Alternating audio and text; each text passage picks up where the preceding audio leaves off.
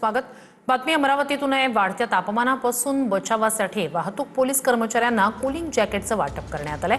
वाढत्या उष्णतेमुळे वाहतूक पोलिसांना उष्माघाताचा धोका निर्माण झालेला आहे। हे जॅकेट भर उन्हात सिग्नल ड्युटी करणाऱ्या पोलिसांना आराम मिळावा यासाठी तयार करण्यात आलंय।